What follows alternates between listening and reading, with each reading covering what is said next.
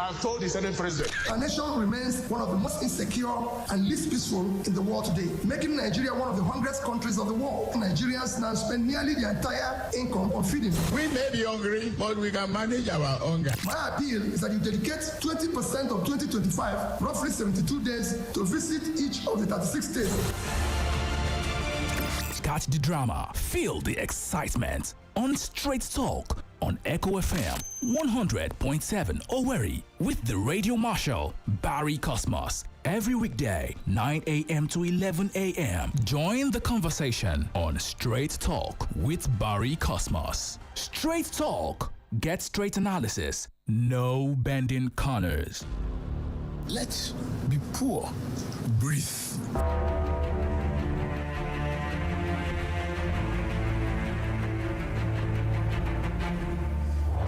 Every day, every hour, every minute, and every second, breaking news occur from our villages, in our cities, new government policies, the economy, politics, social news, entertainment news, security concerns.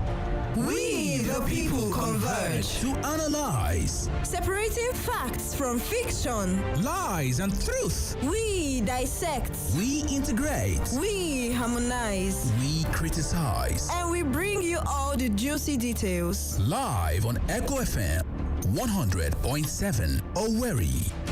It is Straight Talk. Straight Talk. Straight Talk on Echo FM 100.7 Owerri.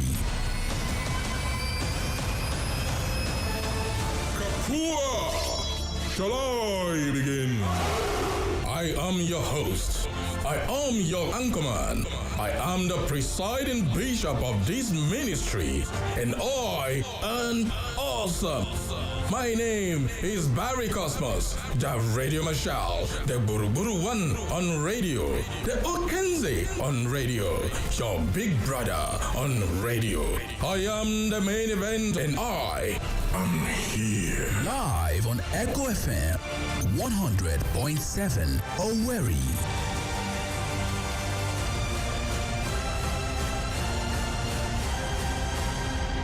Are you ready?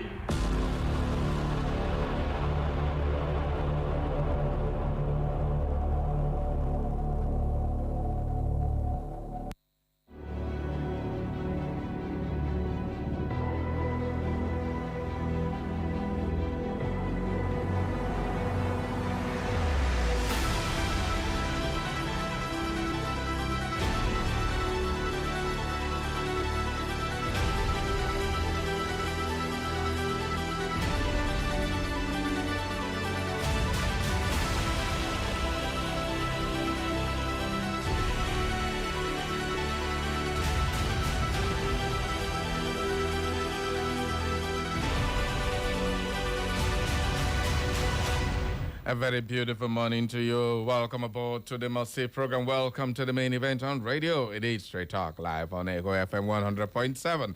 How you doing?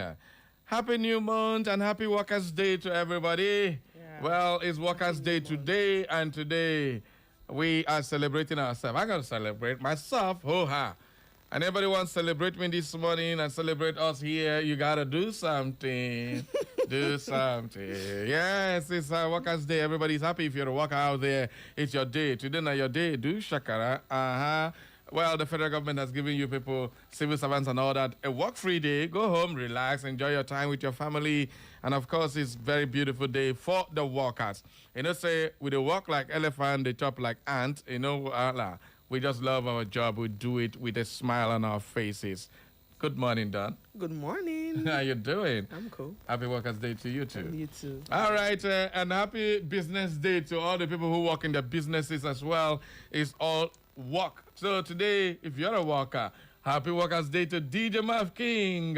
You've not said that. Yes.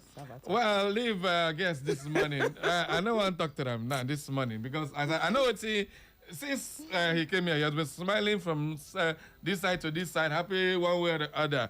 Anyway, good morning and welcome our guest this morning, Chief Comrade Salvatore Amadi. Welcome aboard, Chief. Thank you very much, Barry Cosmos and George Don. My pleasure once again to be with you on air this beautiful, very beautiful Friday morning indeed. All right, it's a new month, and of course, everybody is getting ready. And salary go down show for some people. If you're on over show, you go still show. Market women now don't they increase price because every time when they reach months now they increase one or two things. These people they target workers. Anytime workers one day see go here say 200, 300 don't add.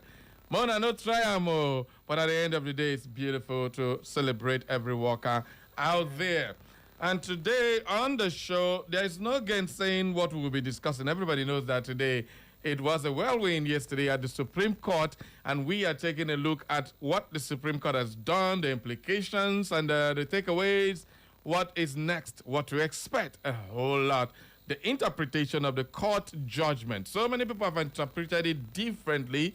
The opposition factions, this one goes claim victory, this one claims victory. I don't know who the victory is for. The only people who had a clear victory is the ADC, whose leadership has returned back to the David Mark, pending when the High Court will bring their own judgment. So it is not yet Uhuru. You know, in Nigeria, well, according to Don, there is always going to be a plot twist. So this time around, there's another plot twist again. But it was expected. It was expected that it was going to be thrown away. The appeal court erred in declaring that antebellum. Since you have already said there is no jurisdiction case here before you, why are you now going ahead to put on another status quo antebellum, which INEC now interpreted, well, a lot of people say misinterpreted it to mean suspension. I've never seen where status quo, maintain status quo means removal of a political leadership of a political party. That is what INEC did. But right now, INEC has restored David Mark, Aregbesola, and the rest of them back to their own INEC portal. So the APC is good to go for now. It is not yet over because there is a court case at the High Court, which the Supreme Court has said, go back to the High Court and then tell them whether they have jurisdiction or not. If they now disagree with you, then you can now move forward and appeal. But your appeal was premature. And that's exactly what we've been saying all over every time we talk about this matter. Yeah. And the Supreme Court has since held that. But that's not all. The PDP, their own name, be the worst now because we don't even know what the PDP is up for now. Well, the PDP issue is very simple but very complicated. The Turaki-led faction of the PDP went to the Supreme Court seeking to set aside the appeal court judgment. But the Supreme Court looked them in the eyes and told them, say, Kai, you people were going against the court ruling, window shopping for courts that will give you favorable judgment. You finally got it and used that one to go to Ibadan and do that kangaroo you did, according to what did those Lancelot call him that time? If I remember now. All right, let me leave Lancelot alone. It was good. Did you say it was good? They called it they call it something. I've forgotten the name.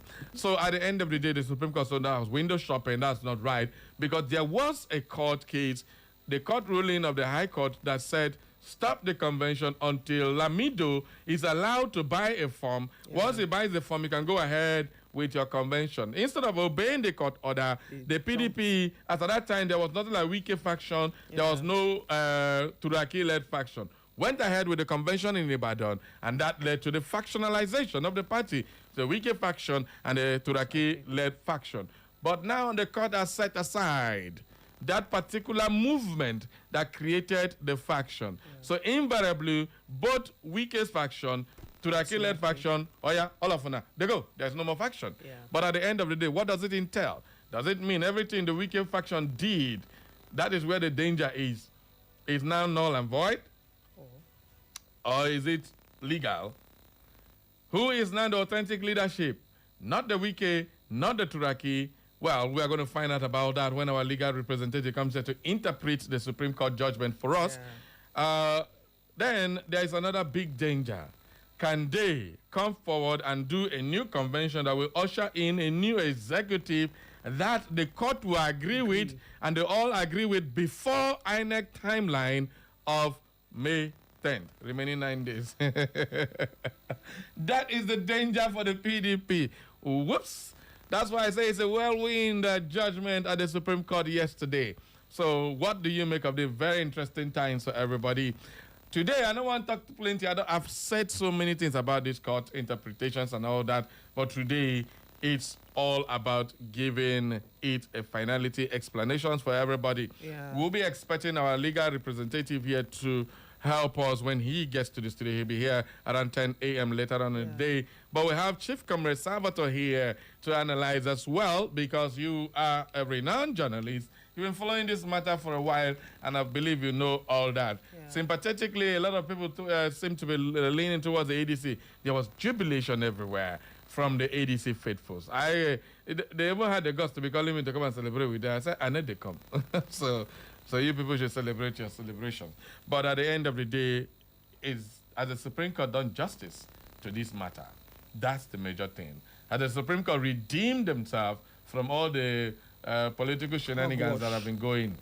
People, yesterday we say all eyes on the judiciary, and this time around they didn't disappoint Nigerians. Today, these are questions that need to be answered. So let's delve in. I know that Don write one.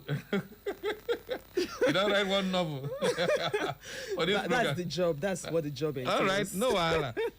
Let's get to hear so many interpretations. Supreme Court has validated our convention. That is what Wike is saying. But is that true?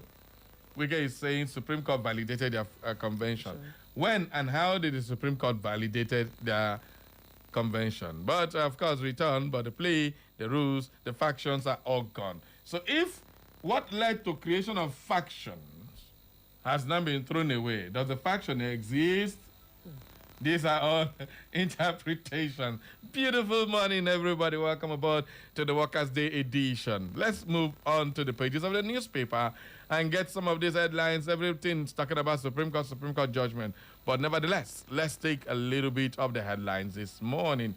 We start with the Punch newspaper as usual.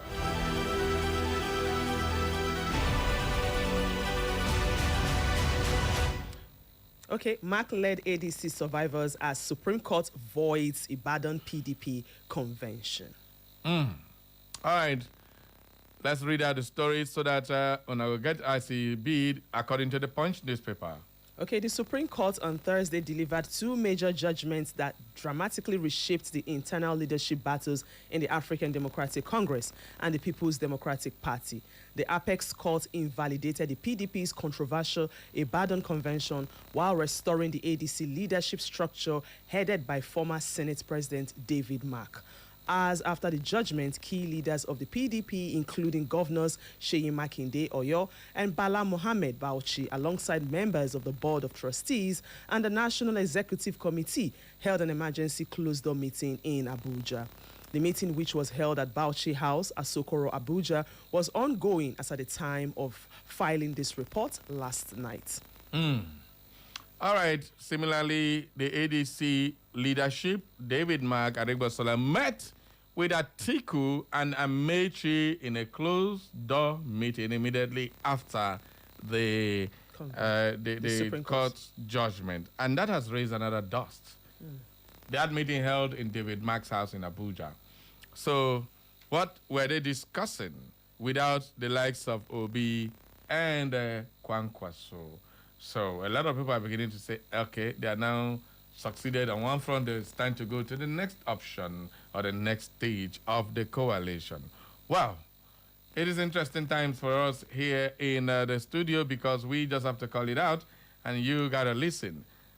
Comrade Salvatore, what do you make of all these meetings going on? Because the Nwabara led both of the PDP is now, they have announced that they have taken charge of the PDP for the interim until they have a convention to bring in a new leadership of the party.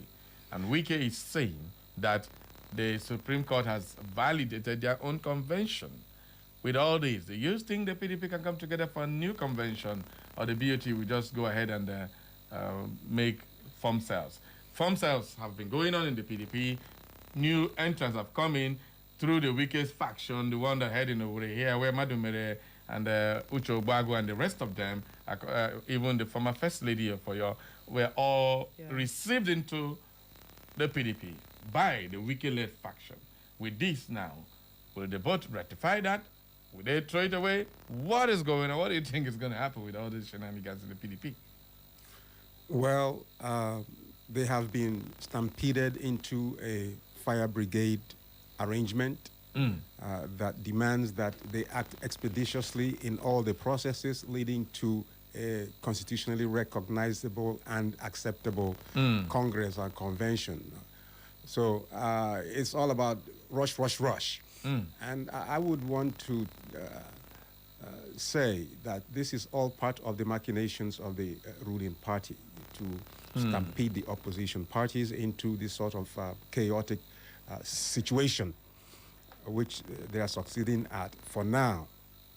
All right. Now, yes, I did go through the press release issued by Senator Adolfo Wabara. Yes, the Constitution provides for such an administrative measure by the BOT of the party. So they will now be recognized to organize whatever it is they want to organize under a very short period so that the party can still meet up with the constitutional provisions of the Electoral Act. So does it mean that the Wike faction is going to back down since they're still talking tough?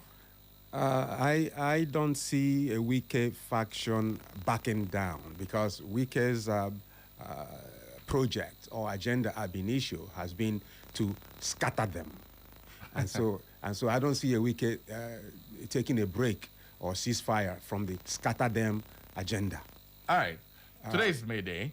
Yeah. NLC, TUC laments rising insecurity and poverty.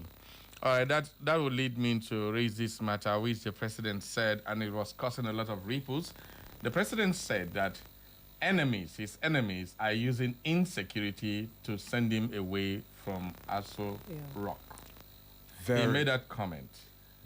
After saying that borrowing is not leprosy. That you have to, if we need to borrow, we'll borrow.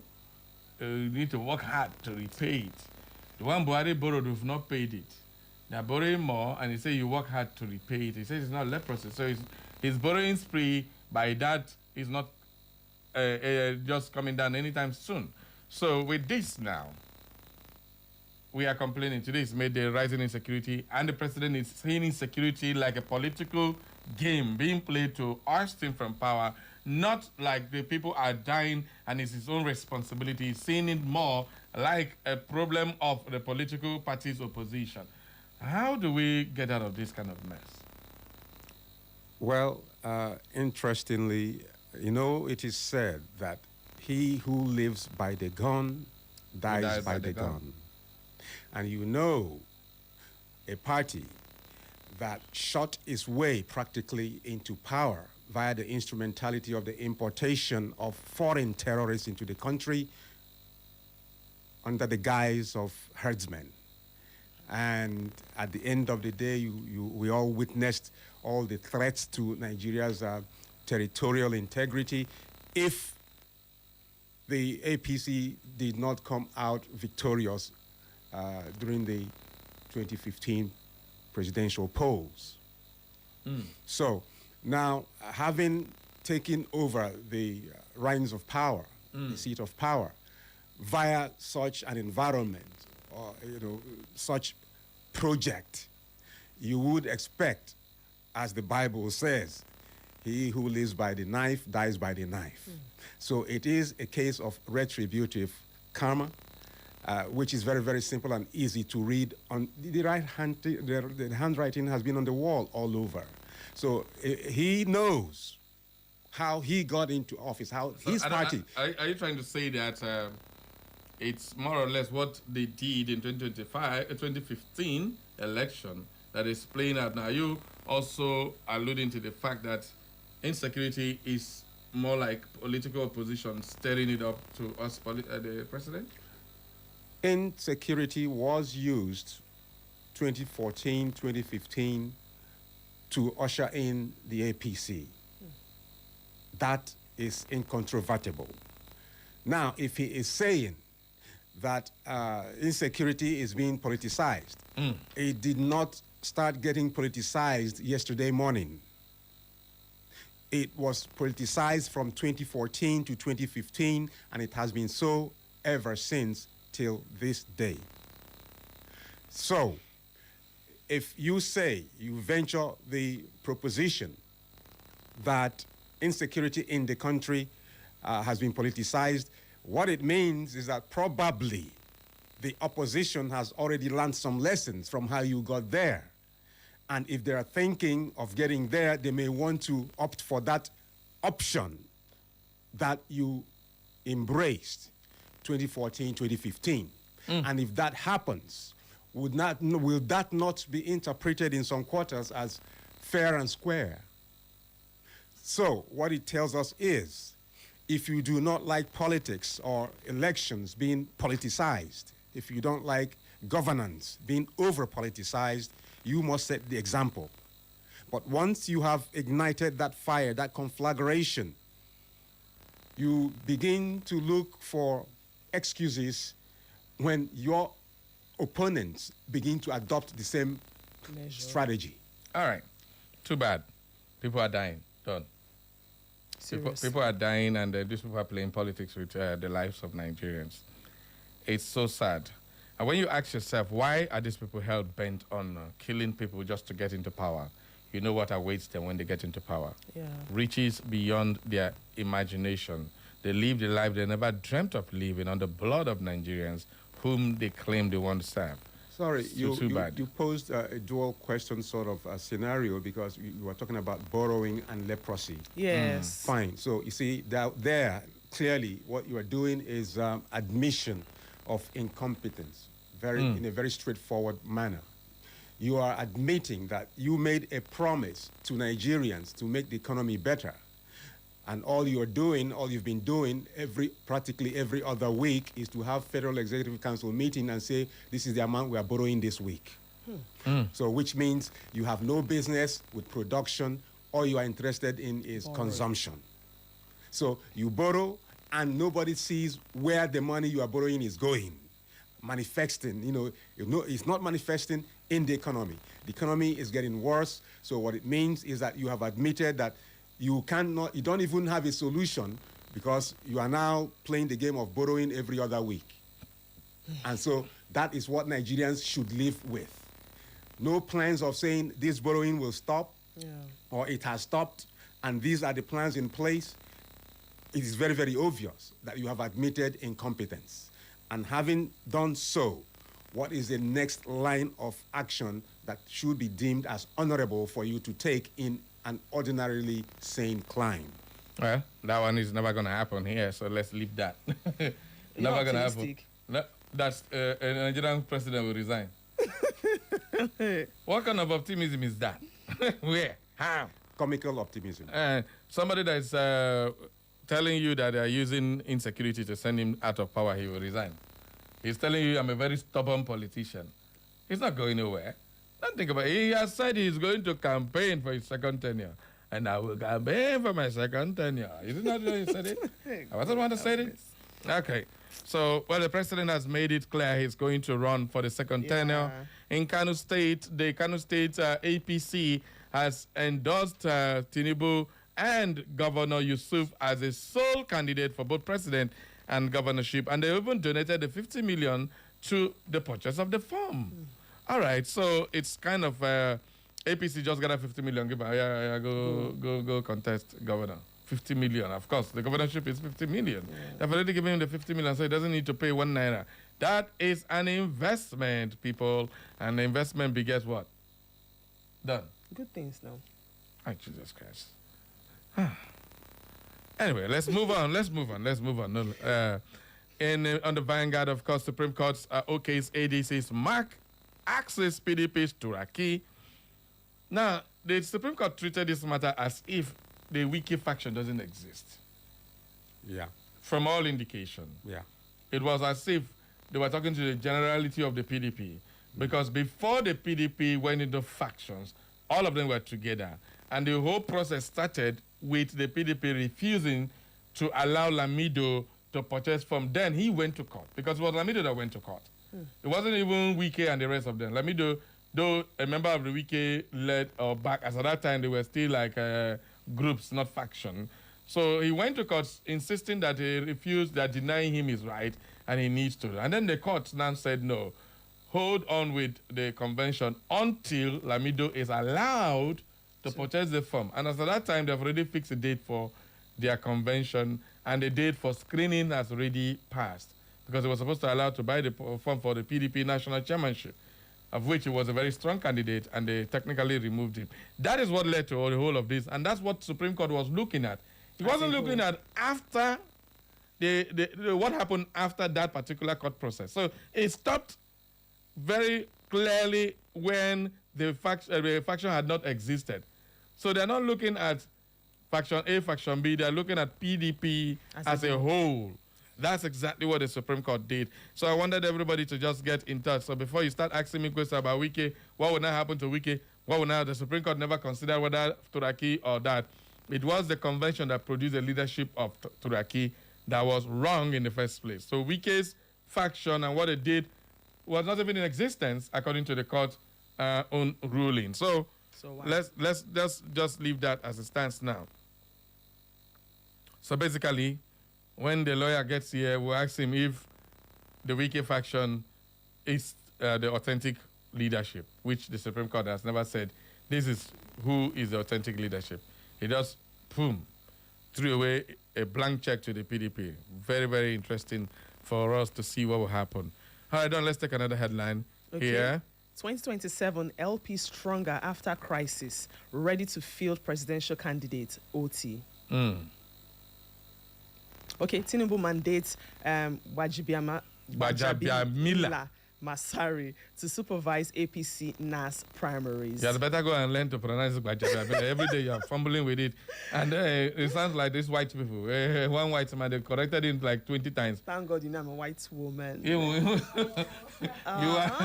are one village Igbo woman here. Thank God I'm a white woman. No be only white. No wheat, no be white. All right. Workers mark May Day in pains as labor decries insecurity, poverty, and inflation. All of us, 1 bag of rice before this government came, how much was it? 30,000. I mean, 34,000 at most. And they're still selling rice 60,000 from 120 down to 60,000. It has not even come down to where it was, so people are still crying. You will not understand these things until maybe you were earning 50,000 2 years ago, or let's say 3 years ago, 4 years ago, and you were able to live well. And now you are earning 150,000, you cannot live well. That is the pains of workers. It's so terrible that they increased minimum wage to 70,000. People who were being paid 20,000 per month were living better than when you are paid 70,000. That's the whole irony of this whole thing. Doesn't make any sense. Because at that time we were paying 18,000 naira for salary. People were living better. They now paid 30,000 minimum wage. People were still buying rice, beans, everything, pay school fees, still get change, pay house rent. But they increased it to 70,000. You never feel buy 1 bag of rice. Does it make any sense? So this is what the workers are crying. Today is Workers' Day, and the NSC is really going at it. And I hope after every Workers' Day, the next thing is strike. We don't want to hear that thing again in this country. INEC recognizes David Mark-led ADC. All right? Okay, Workers' Day. Nigerians buy petrol at 1,440 per litre as NNPCL others increase fuel price. Hi. We read it yesterday. If you buy 1,440 naira per litre and you have 30 days and you buy for 5 liters, somebody do the math and tell me. If you are having 1,440 naira, multiply by 30 days for a month, that is much, and you buy 5 liters. So you multiply 1,440 by 5 and multiply it by 30 days and see how much you are getting. That is what somebody will have to spend for fuel. And then remove 10% of that amount of money as tax for government. Because for every time the fuel increase, the government makes more money. It's not just about the marketers. Because they're charging each, like this 1,440 naira, they have collected how much? 10% of 1,440 naira is what? 14 naira, 40 kobo. I don't know if you get it. Did I say 14 naira? 140 naira, 140 naira, 40 kobo. Or 144 naira, I beg your pardon. So if that is the 10%, 144 naira. If you multiply it by 30, that is the amount of money one person gives to the government for petroleum tax. And who can tell me in a month nobody uses more than less than 20 liters of fuel? Whether you are doing generator or anything, you must use fuel one way or the other. I'm not talking about cars, I'm not talking about just for living expenses. That is the amount of money government makes from taxation, and yet every day they are borrowing 516 million, this one. Come on. We don't know where our monies are going. The next thing they will generate this money, say they're giving it to governors. Now, if subsidy was still available, they say the reason why subsidy was removed because Nigerians' money were going into few hands. Now, the whole of this money generated, where is it going? Nowhere in particular. Obviously going into fewer hands. That is the problem. And now, the majority of Nigerians, in 250 million Nigerians, maybe it is not up to 1 million that benefits from this. These people in government, they're up to 1 million. All round government, big boys and girls, are up to 1 million. Let's call it 5 million out of 250 million. But when it was subsidy, the entire 250 million, including them, were benefiting. And they said it's in the hands of the few. That's why they removed it. So I don't know which excuse they want to give us for taking away subsidy. The road, we no see. Health. The health, we no see. Education. Schools, we no see. Food, we no see. Security, we no see. Waiting. What is the common man benefiting from subsidy removal? So I think it's high time we started this clamor for a return back subsidy. Let those few people they steal and they steal make all of us the benefits. Because that's just the only thing. Today is Workers' Day. Yeah. I'm a worker. I'm speaking for myself, speaking for my colleagues, speaking for everybody here who is a worker, who is having the pains. We have to buy for every day. Number one, the light, we no see. Good. So for you, they took the light. For you to go and buy fuel, they tax the fuel, you stay in darkness, they make more money, and you stay in more misery. This is what our government is doing today to Nigerians. On May Day, we have to say the way it is. So government, what the hell are you doing? Tinubu's administration, what are you doing? What exactly do you think you are doing? Every Nigerian is feeling the pinch of fuel subsidy removal. You wanted to save more money to enter into project. Light, no day. Ordinary light. 250 million Nigerians are scrambling to use 3,000 something megawatts of electricity. What we need is almost 100 megawatts of electricity to serve these people. But we are still struggling with 3,000, not even up to 4,000. And yet, subsidy is gone. You are saving money. You are borrowing more money. You are making more money. I don't understand. What are we doing in this country? So everybody should realize this is the state of Nigeria. People who garnish it with, we are doing Lagos-Calabar Coastal Highway. Number one, Lagos-Calabar Coastal Highway is funded purely from borrowed funds. It is not from subsidy removed. The money they saved, all of them. The Sokoto, which one they're borrowing 516 million now? For road. They are going to borrow money to do the road. The Ibadan Expressway, they have been doing that road for over 20 years. If more than. Over 20 years. They have been doing one road, they cannot finish it. This is like systemic trap. The Nigerian government has systematically trapped us into a quagmire. Every time we have to wait for them to do something. why they keep bringing policies to enrich themselves and make us poorer. Now we go over to the foreign people. Are you aware what is called the debt trap? The debt. This debt trap is a big trap whereby you will borrow and borrow and borrow and borrow until the point where they hold you by the joggers. You can't say a thing without them determining. They have to approve whatever you want to do, otherwise they'll act on your loan. That is the point Nigeria is going. And this is the mechanism of control the imperialists use for every country. Nigeria is heading towards that. In fact, we have already gone into the debt trap, but at least the news has not tightened so hard. That is why Nigeria is still breathing a little. Are we sure it hasn't been tightened? Of course, if it is tight so hard now, Nigeria cannot make a decision without the World Bank and the American government and the UK and France and them doing that. We've not gotten to that point where they'll tell you, hey, you must do this. Hey, that's the same thing France did with the entire Francophone countries. When they put them in the news, you have to put all your money in France, did one stupid currency and gave it to them called the what's that thing again? CFA. They brought the CFA, and then that CFA, you store it in France. So every money you need, you go to France. And this is exactly the debt trap they are using. And then the world is then coming to Nigeria, using that debt trap to hold Nigeria. And our president every day keeps borrowing, sinking deeper into that particular debt trap set for Nigeria. When we can no longer say, when we have no say again, that is when we will know the problem of debt. It's just like somebody where you go, for village those days, if you go borrow money, they'll say your pikin go work at that money. Yeah. Your child will be a slave.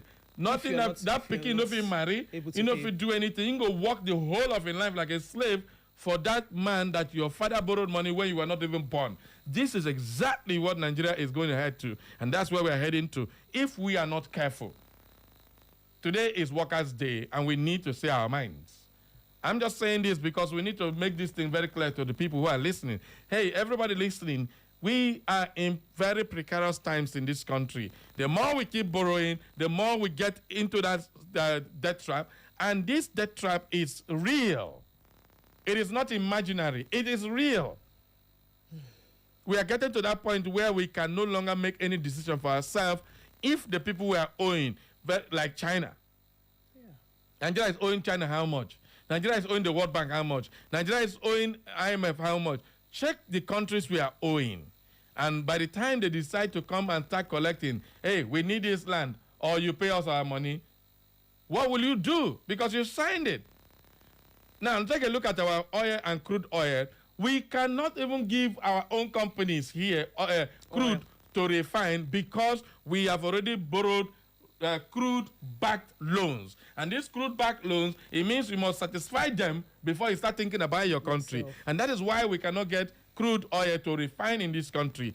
Yet, we don't want less. It's already been tightened a bit. Yes, it's been tightened a bit. Tightened a bit. The thing is too much.